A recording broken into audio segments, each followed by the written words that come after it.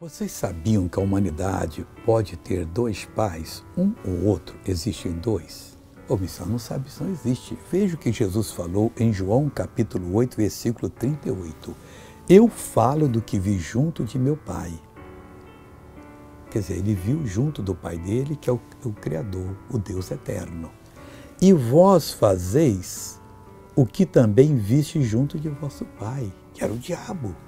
Mas como pode? Irmão, só tem duas forças nesse mundo. Tem a luz e tem as trevas. Não tem meia força, não. Tem o amor e tem o ódio. Tem Deus e tem o diabo. Ele fez o homem e a mulher. Não tem negócio de metade para lá e metade para cá, não. Ou é uma coisa ou é outra. O resto é tudo invenção do maligno. Tome uma decisão na sua vida. Eu vou fazer aquilo que eu vejo junto de meu pai, aquilo que ele falou na Bíblia. Eu vou ser essa pessoa. Sabe o que vai ocorrer? Você vai ser muito abençoado. Veja uma pessoa que foi abençoada porque viu junto do pai o que ele fez. Antônio, chikungunya, o que estava fazendo em você? Unha bucita aqui, que não aguento. Tudo travado? Você ficou até na hora pensando em não se abaixar, eu vi. Eu vi. E agora, homem de Deus? Faz tudo que você não podia fazer aí.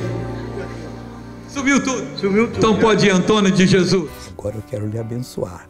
E vou orar dizendo, Pai, eu oro por essa pessoa, eu intercedo por ela, eu a abençoo, eu repreendo todo o mal que está nessa vida, mando que saia e que não volte nunca mais. Em nome do Senhor Jesus Cristo, eu repreendo o mal, a doença, a dor, o pensamento mal, a tentação, tudo que é do inimigo e digo, creio em Deus, porque Ele é o verdadeiro Pai, em nome de Jesus. E amém.